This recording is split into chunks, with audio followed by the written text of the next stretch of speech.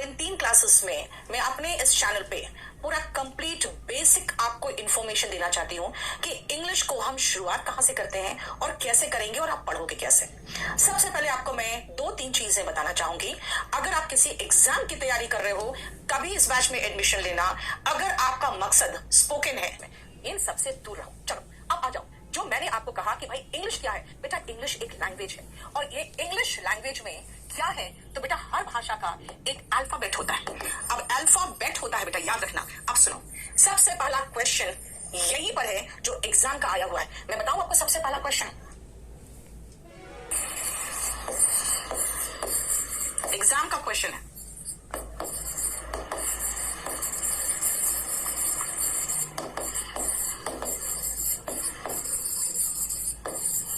अब मुझे बताओ इसमें गलती कहां है, बोलो। ऑफलाइन पढ़ना चाहते हो गौरव, तो आ जाओ दिल्ली मुखर्जी नगर सीधा। शेखर, इस बैच की फीस बेटा 2500 होगी आपकी, और अगर पूरा कंप्लीट ले लोगे तो 3500 में हो जाएगा। बेटा कंप्लीट कोर्स ले लो आप, हमारे द्वारा जो हम लोग ने अनाउंस किया है अवार्ड, उसके लिए एलिजिबल हो जाओगे। एसके गुप्ता, प्लीज ये मुंह बनाना बंद करो, चुपचाप से जाके आप गोल्डन रूल्स पढ़ो, आप यहाँ मत हल्ला करो। बोलो यूपीएससी के लिए काजल, आप कंपल्सरी इंग्लिश लोगे।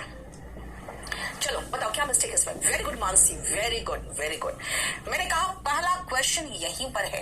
अल्फाबेट्स कुछ वर्ड होता ही नहीं है बेटा। अल्फाबेट का मतलब वर्णमाला, वर्णमाला जिसको हिंदी में कहते हैं, है ना, वर्णमाला। अल्फाबेट्स इंग्लिश का नहीं होगा यार, इंग्लिश का अल्फाबेट होगा। और वर्णमाला जो होता है वो याद रखना, अगर आप वर्णमाला की बात कर रहे हो तो हमारा जो अल्फाबेट है वो है ए बी, देख रहे हो, सी डी ई करके कहां तक है, जेड तक है ना।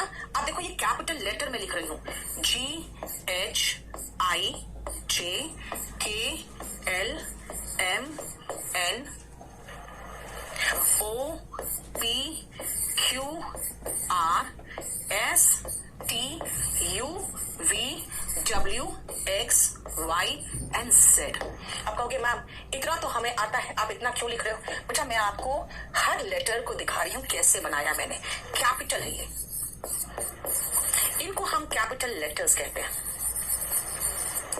अब कैपिटल लेटर्स को हम स्मॉल में कैसे लिखेंगे, देखो ध्यान से। स्मॉल लिखने का तरीका भी सीखना बेटा, स्मॉल लिखने का तरीका सीखो। देखो ए ऐसे, देख रहे हो, इधर भी पूछ उधर भी पूछ, बी सी डी ऐसे, ई एफ जी। कभी कभी स्टाइल मेरा थोड़ा सा आपको डिफरेंट लगेगा, आई जे के एल एम। देखो हर दोनों तरफ मेरा पूछ दिख रहा होगा आपको, है ना, मेरे लेटर में दोनों तरफ पूछ दिख रहा होगा। एम एन ओ, ओ में देखो ऊपर से गया है, ए में नीचे से गया है, P Q R S T, T ऐसे, टी का दोनों तरफ से करना है आपको, T U V W X Y and Z. ये देखो, और ये क्या है, ये आपका स्मॉल लेटर्स है। और जानते हो मैं आपको एक चीज और बता रही हूं, आप मेरा लिखने का तरीका खाली नकल करोगे, लिखने का तरीका, क्योंकि जानते हो जब मैं क्लास नोट्स बना रही थी बेटा, कैपिटल लेटर मुझे मिल गया था, कैपिटल लेटर ऑनलाइन उठा के टेप दिया बेटा। स्मॉल लेटर जो है ना, इसमें भी मेरे किताब में भी मेरे हाथ का बना हुआ है, ठीक है। स्मॉल जो लेटर है वो मेरे हाथ का बना हुआ है, उसमें भी। अब देखो आप जब स्मॉल लेटर लिखते हो ना, तो याद रखना आपकी हैंडराइटिंग कर्सिव हो जाती है। और मैं आपको बता देती हूँ कर्सिव हैंडराइटिंग कैसे होती है, ध्यान से समझना।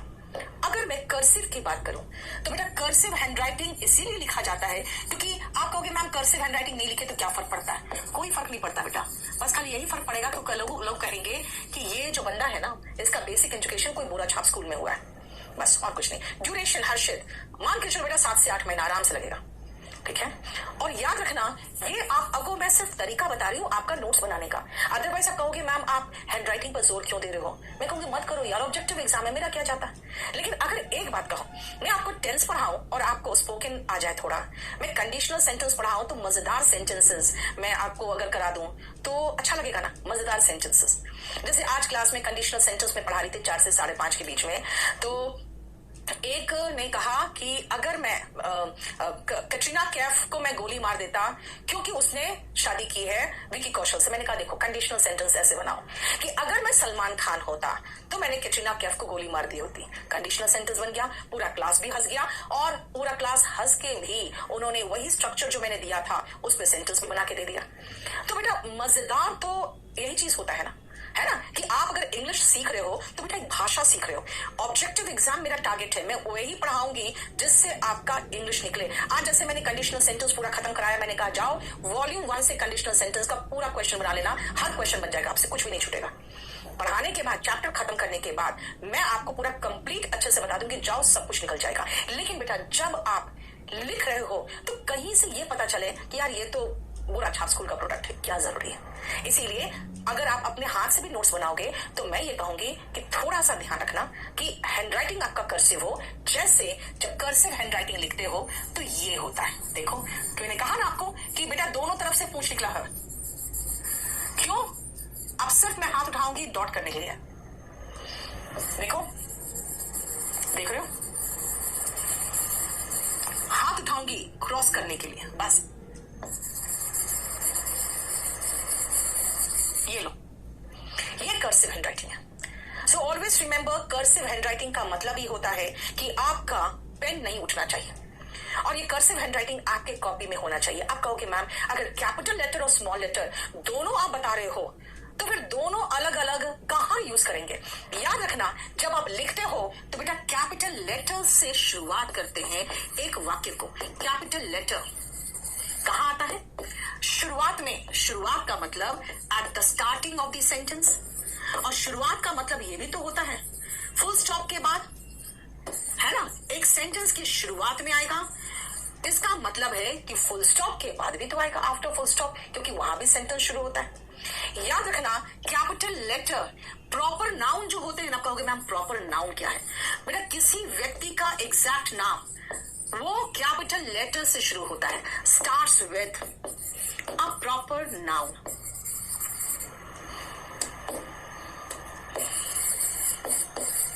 ठीक है, एक sorry capital letter starts with a capital letter, starts with a capital letter. Proper noun start होता है कैपिटल लेटर से। ठीक है, क्लियर? समझ में आया? गिरिडीह से मोहम्मद कमरुद्दीन बेटा व्हाट्सएप कर देना। गिरिडीह भाई मेरा शहर है। आप ये कैसे सोच रहे हो कि मैं वहां के बच्चों से वही फीस लूंगी? हाँ, कुछ कर्ज होता है बेटा अपने इलाके का, अपने जन्मभूमि का कर्ज होता है, वो निश्चिंत रहो आप। चलो आ जाओ, नेक्स्ट सुनो। पहला मैंने क्या कहा आपको कि स्टार्टिंग ऑफ द सेंटेंस, और फुल स्टॉप के बाद भी तो स्टार्टिंग ऑफ द सेंटेंस होता है ना। दूसरा प्रॉपर नाउन भी बेटा कैपिटल लेटर से शुरू होता है। हो गया दो। तीसरा सुनो, जब आप एक्रोनिम्स लिख रहे हो, आप कहोगे मैम एक्रोनिम क्या होता है? बेटा MLA एक्रोनिम है किसका? मेंबर ऑफ लेजिस्लेटिव असेंबली का, है ना। CBI, MP, PM, है ना, यूनिसेफ, ये सब क्या है? ये सब एक्रोनिम है और एक्रोनिम भी कैपिटल लेटर में ही होता है। जैसे मैंने कहा अभी आपको MLA, है ना। कैपिटल लेटर कहां कहां शुरू होता है वो मैं सिखा रही, ताकि आप जो इंग्लिश सीख रहे हो ना बेटा निश्चिंत हो जाओ। सबसे पहले कुछ लोग सोचेंगे मैम हम तो SSC का लिए थे, ये आप क्या सिखा रहे हो? बेटा SSC तक टॉप मोस्ट तक पहुंचा दूंगी आपको। मेरे अकॉर्डिंग चलोगे तो आपका बेसिक मजबूत हो जाएगा, राइटिंग स्किल्स हो जाएगा, ट्रांसलेशन करोगे एकदम सही होगा, इंग्लिश में सोचना सिखा दूंगी। इसीलिए आराम से पढ़ो, है ना। याद रखना बेटा। हाँ बेटा मेरे लिए सारे बच्चे समान होते हैं, लेकिन जब मेरे इलाका तो मेरा देखो, मैं बेटा जहां से हूँ गिरिडीह से हूँ, अब वहां से कोई बच्चा आता है तो वो एक्सपेक्ट करेगा कि भाई मेरी मैडम है नीतू सिंह मेरी है तो फीस तो कम लेगी, तो वो तो करना पड़ता है। स्पोकन इंग्लिश का बैच कब आएगा? बिना स्पोकन इंग्लिश का बैच बेटा, हमारा स्पोकन इंग्लिश का 60 डेज का एक वीडियो आता है, ठीक है। हाँ, एक अंशुल कह रहा है कि इतने पैसे कहाँ ले जाओगे? बेटा जब भी मुझे क्लास में कोई कहता है ना मैम इतने पैसे लेके कहाँ जाओगे, मैं कहती बेटा छाती पे लाद के मरूंगी तो लेके जाऊंगी। बेटा ये सब बातें मत करो, हम आपको बहुत कुछ इस पे फ्री दे रहे हैं। आप सिर्फ इस चैनल को सब्सक्राइब तो कर लो, सब्सक्राइब तक नहीं करते हो तो फिर मैं क्या बताऊं आपको। बहुत कुछ देती हूँ, बहुत अच्छे से देती हूँ। अब सुनो ध्यान से, अब बात बाद में। अभी मैं पढ़ाने के मूड में हूँ, जबरदस्त मूड में हूँ आज पढ़ाने के। आ जाओ नेक्स्ट, सुनो ध्यान से। अब कहोगे और कहाँ आता है कैपिटल लेटर, बेटा और सुनो ध्यान से। जब आप मैं कहते हो ना, ये आई, आप अगर मैं के सेंस में कह रहे हो तो हमेशा आई कैपिटल लेटर में आता है, ठीक है। और एक है जो बहुत कम इस्तेमाल करते हो आप, जहां कैपिटल लेटर आता है, ये जो इन्वर्टेड कॉमास होते हैं ना, इन्वर्टेड कॉमा का जो पहला शब्द है, मान लो ही है, तो ये कैपिटल से शुरू होगा, है ना। इसका मतलब विद इन इन्वर्टेड कॉमा का जो पहला शब्द है, इन्वर्टेड कॉमास, ये दो इन्वर्टेड कॉमा के अंदर हम वो बात बताते हैं जो वक्तव्य है किसी का। तो ये जो फर्स्ट वर्ड है, फर्स्ट लेटर जो होगा, first letter of the first word जो इन्वर्टेड कॉमा के अंदर होता है, बेटा वहां कैपिटल लेटर लगाते हैं। तो ये तो खैर बहुत कम लगाते हो आप, ज्यादा इस्तेमाल ये करते हैं स्टार्टिंग ऑफ द सेंटेंस और प्रॉपर नाउन का। एक्रोनिम भी कभी कभी इस्तेमाल करते हो। इतने जगह पे आपका क्या यूज होता है, कैपिटल लेटर, बाकी जगह पे स्मॉल लेटर। जैसे अगर मैं ये कहूं कि भाई मैं मुखर्जी नगर में रहती हूं, अब अगर मैं आपको कहूं कि मैं मुखर्जी नगर में रहती हूं, तो कहोगे मैम सेंटेंस की शुरुआत करनी है आपको, तो लगाओगे आई कैपिटल लेटर में। I live in Mukherjee Nagar, तो बेटा मुखर्जी नगर एक मोहल्ले का नाम है ना, तो मुखर्जी नगर लिखा। अगर मैं इसके साथ दिल्ली भी लगाना चाहूंगी तो कहोगे फिर, तो बेटा ध्यान से सुनना, यहीं पर तो आपको ग्रामर का इस्तेमाल समझ में आएगा कि भाई मुखर्जी नगर के साथ इन चलेगा, लेकिन अगर मैं कहूंगी ना मैं दिल्ली भी लिखना चाहती हूँ, तब कहोगे फिर आप एट लगाओ। देखो सब स्मॉल में चल रहा है। I live at Mukherjee Nagar, फिर दिल्ली भी लिखना है, ओके, तो इन दिल्ली लगाओगे और फिर से डी कैपिटल में आ गया। यानी प्रॉपर नाउन कैपिटल में है, आई कैपिटल में है और फुल स्टॉप तक कैपिटल में है ना। अगर मैं कहूं कि वो मेरे साथ रहता है, जैसे अगर मैं कहूं मेरा बेटा मेरे साथ रहता है, तो माई सन, देखो अब माई सन लगा रही हूं मैं, तो माई एम कैपिटल में क्यों, क्योंकि फुल स्टॉप के बाद है, ठीक है ना। अगर मैं ये कहूं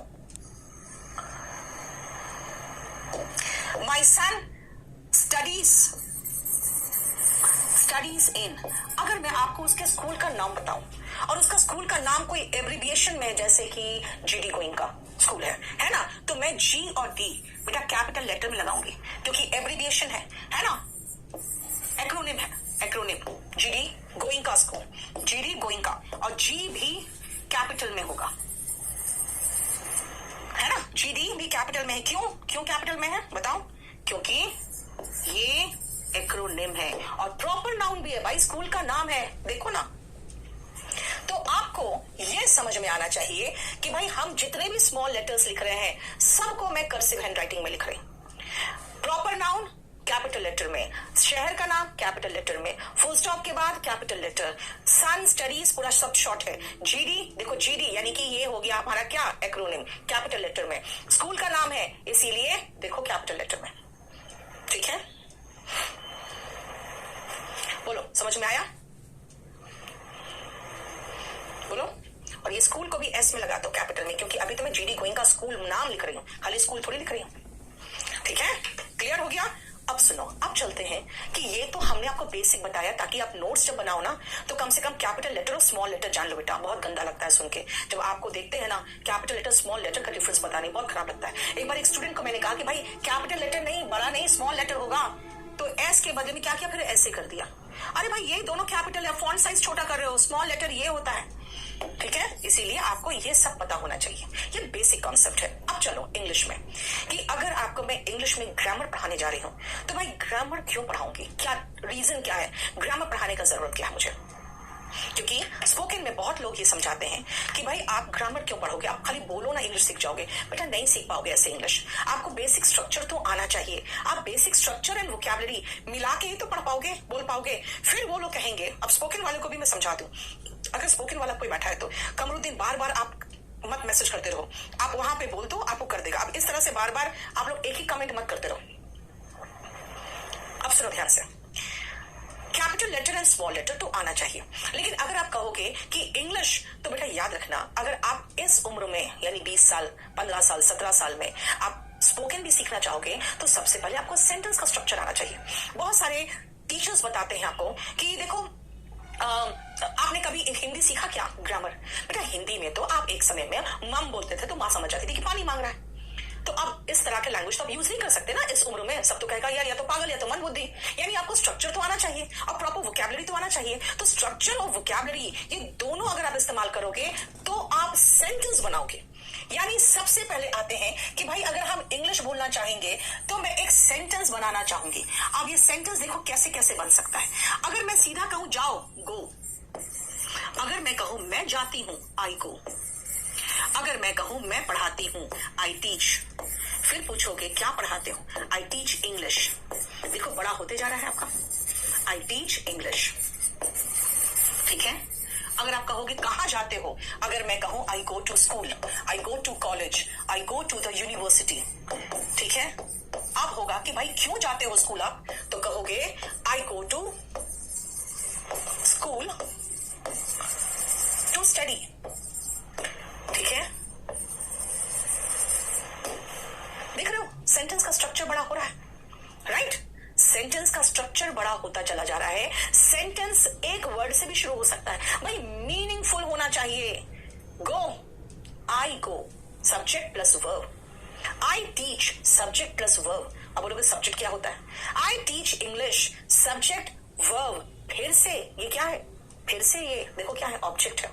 अब कहो कि ऑब्जेक्ट क्या होता है, सब्जेक्ट क्या है, वर्ब क्या है। इसी को समझाने के लिए अगर मैं कहूं बेटा, अगर आपको मैं एक सेंटेंस दूं कि भाई देखो ये सेंटेंस है, आप कहोगे भाई ये गो से क्या मीनिंग निकल रहा है? मीनिंग निकल रहा है जाओ। ये आई क्या है बेटा? ये प्रोनाउन है। आप कहोगे प्रोनाउन क्या होता है? देखो प्रोनाउन के साथ ये वर्ब है। यहां पर भी ये प्रोनाउन है आई, और यहां पे टीच अगेन वर्ब है। ये प्रोनाउन है, ये वर्ब है, पी फॉर प्रोनाउन। अभी मैं बताऊंगी सब। इंग्लिश नाउन है। देखो अब कहोगे आई गो टू स्कूल क्या है? बेटा ये तो प्रोनाउन है आई, गो वर्ब है, टू प्रेपोजिशन है, और ये फिर नाउन है। दिस मीन्स फिर आप कहोगे कि भाई I go to school to study, ये क्या है? अगर मैं कहूं, ये देखो ध्यान से, यहां पे आई प्रोनाउन है, ये गो वर्ब है, टू प्रेपोजिशन है, यहां पे स्कूल नाउन है, और ये टू प्लस वर्ब का बेस फॉर्म है। आप कहोगे ये बेस फॉर्म क्या हो गया? और इसको क्या कहते हैं पता है? इसको कहते हैं इन्फिनेटिव। यही तो है जो एक एक चीज को आपको पढ़ना पड़ेगा जब आप बोल रहे हो या लिख रहे हो या सब कुछ के लिए। तो पहले तो मैं बता दूं कि भाई सेंटेंस क्या है और ये क्या है। Sentence is a group of words. कहोगे मैम ग्रुप कहाँ है? कोई बात नहीं, इक्का दुक्का एक्सेप्शन तो होता है ना? इसका मतलब है sentence is a group of words जो एक कंप्लीट सेंस देता है, जिसका कुछ मीनिंग निकलता है। यानी कि अगर आप एक सेंटेंस बना रहे हो तो क्या बोलोगे? A sentence is a group of words. वाक्य क्या है? शब्दों का समूह जिसका एक अर्थ निकलता है, that gives a complete sense, जिसका एक अर्थ जिसको कहोगे निकलता है।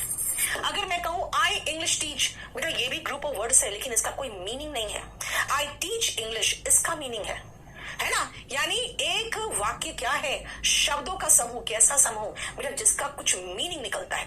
ये देखो आपका सेंटेंस का मीनिंग दिया मैंने आपको। गुलनाज इंग्लिश कितने दिन में सीख जाएंगे? बेटा अगर आपको इंग्लिश स्पोकन करना है तो लर्न इंग्लिश इन 60 डेज लेना। 60 दिन में एक घंटा का, पौना घंटा, सवा घंटा की वीडियोस है। एक वीडियो देखना, दिन भर उसी के बारे में सोचना, दिन भर सेंटेंस बनाते रहना उसी से रिलेटेड। 2 महीने में सीख जाओगे। ठीक है। बेटा सबसे पहले कॉन्फिडेंट हो, और सबका लेवल अलग अलग है, इसलिए थोड़ा थोड़ा आगे पीछे होता है टाइम। ठीक है बेटा। ऑफिशियल मार्केट में तो फर्जी मिल रहा है रोहित, क्या करें? मेरा बुक ही इतना ज्यादा है ना प्रचलित कि वो बिकता है, और बहुत तेजी से बिकता है। चलो आ जाओ, समझ में आ गया? अब अगर मैं सेंटेंस में सब्जेक्ट, प्रोनाउन, वर्ब, यहाँ नाउन, यहाँ पे इन्फिनेटिव, प्रेपोजिशन, ये क्या क्या है? चलो आ जाओ, ध्यान से सुनो। सबसे पहले अगर हम सेंटेंस बनाते हैं तो बेटा हमने एक प्रोनाउन लगाया था और एक वर्ब लगाया था, तब जाके एक सेंटेंस बना था। मुझे बताओगे पार्ट्स ऑफ स्पीच कितने हैं? कितने हैं पार्ट्स ऑफ स्पीच? बताओगे जल्दी से फटाफट, कितने पार्ट्स ऑफ स्पीच है? सतीश ऑफलाइन के लिए बेटा मुखर्जी नगर आ जाइए अगर आप आ सकते हो तो। जल्दी बताओ, बोलो। लोफी सॉन्ग क्या 5? हाँ सुदेश, थप्पड़ मारूंगी मैं यहाँ लड़कीबाजी करोगे तो। जल्दी बताओ कितने पार्ट्स ऑफ स्पीच है? Raju, very good, let's learn, very good. Pradeep, तुम मेरे पास पहले नहीं पढ़े हो कभी, वरना देखो जितने लोग मेरे चैनल के सब्सक्राइबर्स हैं सबको पता है 9। 8 वो बोल रहे हैं जो कहीं और पढ़े हैं। 8 बेटा तब था जब आर्टिकल इंक्लूड नहीं किया गया था। अब 9 पार्ट्स ऑफ स्पीच है। सबसे पहले मैं आपको ऐसे लिख दूं नाउन, जिसको मैं आज के बाद सिर्फ एन लिखूंगी। प्रोनाउन जो अब मैं पी से डिनोट करूंगी। एडजेक्टिव जो आज के बाद मैं लिखूंगी ADJ। बेटा इसको एडजेक्टिव कहते हैं, एडजेक्टिव मत कहना। एडवर्ब जो आज के बाद हम ADV से डिनोट करेंगे। ठीक है, क्लियर? कितने हुए देखो, 1 2 3 4, फाइन। फिर से 5 वर्ब जो आज के बाद हम वी लगाएंगे। 6 प्रेपोजिशन, अब हम इसको पी से डिनोट करेंगे। कंजंक्शन इसको सी से डिनोट करना।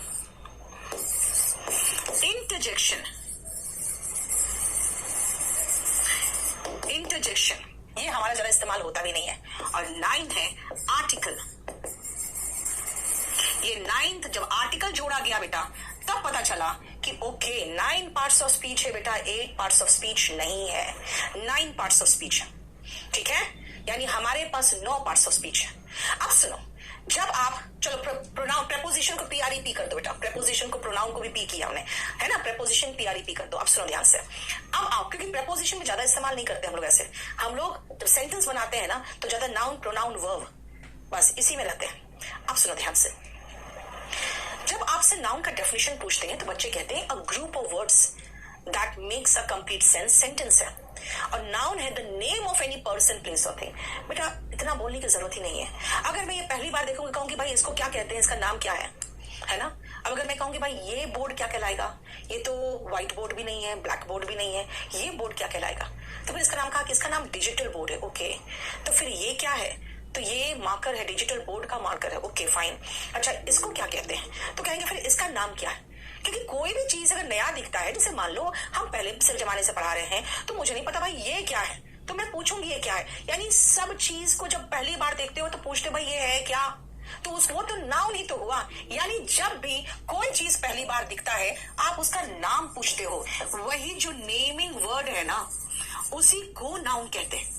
कोई भी चीज पहली बार दिखाई दे तो आपको लगता है भैया इसको कहते क्या है, इसको कहते क्या है। कोई भी नया कोई फल दिखता है मुझे, कोई बहुत एक्सोटिक फ्रूट लाके दिखा देता है सामने, तो जिंदगी में तो कोई खा ही नहीं है ना। हम लोग की औकात क्या है, ज्यादा से ज्यादा गर्मी में आम या फिर लीची या फिर सेब या तो अंगूर। अब कोई मुझे दिखाया एकदम बहुत ही एक्सोटिक टाइप का ग्रेप्स, मैंने कहा ये है क्या, तो फिर उसका नाम पता चला। फिर मैंने कहा अच्छा इसको ये कहते हैं, है ना। एक तो ड्रैगन फ्रूट, पता नहीं मेरा बेटा मंगवाता है ड्रैगन फ्रूट, जिंदगी में हमने ड्रैगन फ्रूट तो कभी देखा ही नहीं था दिल्ली आने से पहले।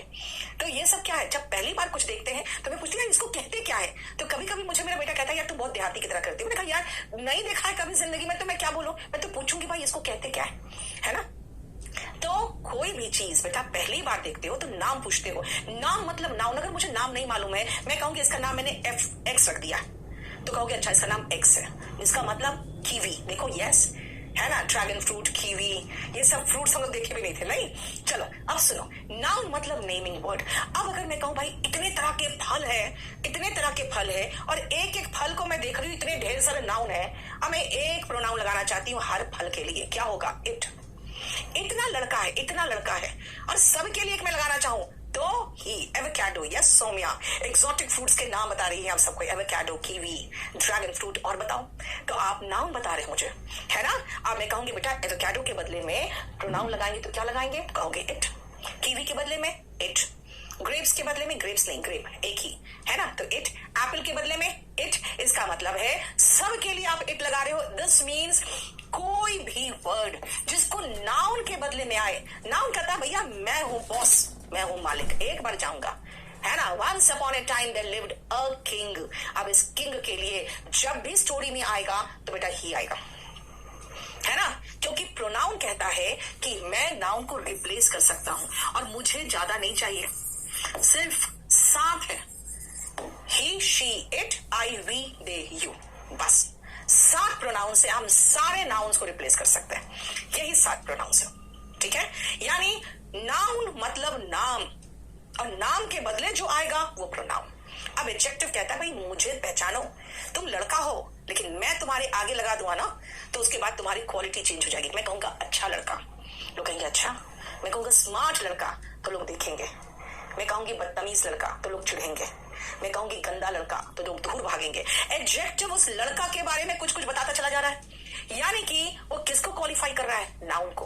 तो प्रोनाउन कहेगा भैया मैं तो नाउन के बदले में आता हूं, मुझे भी तो क्वालिफाई कर सकते हो। वो कहेगा ठीक है, ही इज गुड, लोग प्रोनाउन को भी क्वालिफाई कर दिया। He is bad, he is ugly, he is smart, he is a gentleman, यानी कि एडजेक्टिव किसी भी नाउन को क्वालिफाई करेगा। तो अगर मैं कहूं जेंटलमैन, ये खुद ही नाउन है, अ फेमस जेंटलमैन, अब आया प्रसिद्ध, है ना। यानी कि जब कोई नाउन के बारे में बताने के लिए क्वालिटी बता रहा है, अब क्वांटिटी कहेगा भाई मेरे क्या कसूर, कहेगा अच्छा I have much work, work मतलब काम, मतलब नाउन, मच का मतलब काफी, यानी ये क्वांटिटी बताया। आई हैव 2 ब्रदर्स, कहोगे 2 ब्रदर्स, 2 संख्या बता रहा है, संख्या, मात्रा, क्वालिटी, जो भी बताना हो वो सब बता सकता है कौन, एडजेक्टिव। एडजेक्टिव क्या करता है, क्वालिफाई करता है बेटा। ये क्वालिफाई का मतलब खाली क्वालिटी बताना नहीं हुआ, ये क्वालिफाई करता है नाउन को और प्रोनाउन को। नाउन और प्रोनाउन की विशेषता, संख्या, मात्रा कुछ भी बताएगा। अगर मैं कहूं माई स्टूडेंट तो माई भी बताया स्टूडेंट के बारे में, समझ में आया। दिस मीन्स कुछ भी नाउन के बारे में, संख्या हो, मात्रा हो, क्वालिटी, क्वांटिटी, नंबर, कुछ भी बताना, पोजीशन, कुछ भी बताना, लेकिन वो नाउन और प्रोनाउन के लिए इस्तेमाल होता है, वो होता है एडजेक्टिव। और ये जो एडवर्ब है ना बेटा, ये एडवर्ब तो बिल्कुल लड़कों वाली हरकतें करता है। जैसे हमारी क्लास में हम लड़कियों को आगे बिठाते हैं 4 से 5 रो में और फिर कहते हैं लड़कों को तुम लोग बैठो। क्यों? क्योंकि उन लोग को लड़की के बगल में बैठने नहीं देना चाहती हूं मैं। ये लड़का जिस लड़की के बगल में बैठता है उसी पर वो लाइन मारता है। एडवर्ब भी वही है, जिसके बगल में बैठेगा भाई उसी को क्वालिफाई करेगा, जिसके बगल में बैठ जाए बस उसी को क्वालिफाई करने लगता है। इसके एग्जांपल्स दिखाऊंगी आपको, बहुत मजेदार एग्जांपल। इसीलिए एडवर्ब खाली याद रखना कि हम एडवर्ब को डिटेल में थोड़ा सा पढ़ेंगे बाद में। ये देखो 3 स्टेज में पढ़ाऊंगी, अभी तो मैं आपको सिर्फ एक बेसिक कॉन्सेप्ट, सबका डेफिनेशन लिखा रही हूं। अगले क्लास में थोड़ा सा इसके बारे में, सबके बारे में बताएंगे और उसके बाद फिर सीधा का सीधा चैप्टर शुरू हो जाएगा। अब सुनो ध्यान से, एडवर्ब क्वालिफाई करता है द नियरेस्ट वर्ड, सबसे नजदीक वाला जो शब्द होगा ना बेटा उसके बारे में बताएगा। जैसे मैं आपको एग्जांपल सुनाती हूं, he only died a week ago, इसका मीनिंग क्या निकल रहा है ध्यान से सुनना। he only died a week ago मतलब 1 सप्ताह पहले वो सिर्फ मर गया। only died का मतलब तो सिर्फ मर गया, यानी गलत जगह एडवर्ब है ना। एडवर्ब कहां होना चाहिए था, he died only a week ago, only गलत जगह लगाया, बस खत्म मामला, है ना। he only died मतलब सिर्फ मर गया, भाई खाली मर गया और क्या कर लेगा भाई बेचारा, जान चली गई उसकी। तो कहोगे कि नहीं, द नियरेस्ट वर्ड को क्वालिफाई करेगा तो सही जगह लगाना जरूरी है। he died only a week ago, वो सिर्फ 1 सप्ताह पहले ही तो मरा है ना। तो he only died नहीं, he died only a week ago, सिर्फ 1 सप्ताह पहले पर जोर दोगे, यानी एडवर्ब सही जगह लगाओगे तो मीनिंग सही निकलेगा, वरना बकवास मीनिंग निकलेगा। देखो हमने क्या कहा था आपको कि कम से कम शब्दों में किसी के बारे में बताओ, कम से कम शब्दों में, 2 वर्ड में, 2 वर्ड में, 2 वर्ड में, यहां पे 4 वर्ड हो गया। चलो अब देखो वर्ब, आई लव यू। आप कहोगे लव दिखता तो है नहीं, है ना, बहुत दिनों तक छुपा के भी रख लेते हो लव को, पता नहीं चलता किसी को, कानों कान किसी को खबर नहीं, बेटा कोई एक्शन नहीं है ना। आई टीच, आपको दिख रहा है सामने पढ़ाते हुए, यू आर स्टडिंग, आप पढ़ते हुए दिख रहे हो, है ना। ही इज वॉचिंग मी, वो मुझे देख रहा है, इसका मतलब नजर रखे हुए। आपको कुछ चीजें दिखती है होते हुए और कुछ चीजें वर्ब तो है लेकिन वो दिखती नहीं होते हुए। जैसे मैंने कहा I love you, I know you, मान लो यार 3 बच्चे पढ़ रहे हैं, मैं एक को जानती हूं, आपको दोनों को पता भी नहीं चलेगा अगर मैं आपको बताऊं नहीं तो। क्यों? क्योंकि ये कोई एक्शन नहीं है, आई नो हिम, राइट। लेकिन अगर मैं कहूं I am teaching, you are studying, बेटा ये एक्शन है और मैं कह रही हूं आई नो हिम, वो स्टेट है मेरा माइंड का। आई लव हिम मेरा हार्ट का स्टेट है, फीलिंग्स का है। इसका मतलब है ये जो वर्ब है ना, ये बताता है, डिनोट करता है एक्शन को यानी क्रिया को, और स्टेट यानी कि अवस्था को।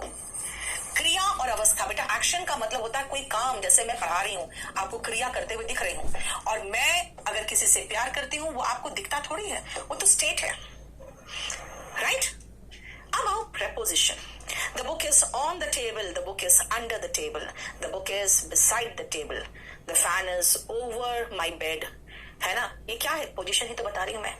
On the table, under the table, behind the table, in front of the table, beside the table, above the table, under the table, यानी कि ये प्री का मतलब होता है बेटा पहले, और पोजीशन का मतलब स्थान। पहले हमें स्थान लिखना पड़ता है, उसके बाद हम लगाते हैं नाउन या प्रोनाउन, जिसके संबंध में उसको बताना है। इसलिए प्रेपोजिशन क्या करता है, ये दर्शाता है पोजीशन। लेकिन ये बहुत पंगा वाला चैप्टर है, जहां पोजीशन नहीं भी दर्शाता हूं वहां भी प्रेपोजिशन आता है। I worked hard, I passed. I worked hard, so I passed. I worked hard, that's why I passed. I worked hard, hence I passed, इसीलिए तो मैं पास कर गई। He worked hard, he failed, दो सेंटेंस जोड़ना है। He worked hard, so he failed, ना ना ना, बट ही फेल्ड। उसने मेहनत की लेकिन फेल कर गया। आप कहोगे मैम सो बट तो चेंज होगा ही, ऑब्वियसली उसने मेहनत की फिर भी फेल हो गया, येट ही फेल्ड, है ना, still he failed. This means मैंने ही वर्कड हार्ड और ही पास्ड इनको जोड़ा, कंजंक्शन लगाया। He is rich, he is happy, दोनों अच्छी चीजें हैं। रिच होना भी, अमीर होना भी, खुश होना भी, तो कहेंगे he is rich and happy. लेकिन कहेंगे रिच तो है लेकिन अनहैप्पी है, दुखी है। He is rich but unhappy. इसका मतलब है कि कंजंक्शन बेटा ज्वाइन कर रहा है, चाहे किसी को भी ज्वाइन करे, चाहे वो सेंटेंस हो, एडजेक्टिव हो, नाउन हो, प्रोनाउन हो, लेकिन वो ज्वाइन करेगा। कंजंक्शन ज्वाइनिंग वर्ड होता है, ठीक है। अब आते हैं इंटरजेक्शन क्या होता है। इंटरजेक्शन ध्यान से सुनना बेटा। Oh I am sorry, hurray we have won the match, alas I failed, oh What a nice weather, देख रहे हो, हाँ, yuck, it stinks, गंदा स्मेल दे रहा है, yuck, ओह वाह छी उफ, हिंदी तो आता है, इंग्लिश में फंस जाते हैं। क्यों? क्योंकि वो गश ऑफ फीलिंग यानी भावनाओं का बहाव दिखाने के लिए जो वर्ड चाहिए वो इंटरजेक्शन में आता है, गश ऑफ फीलिंग्स। इसको हम कहते हैं भावनाओं का बहाव।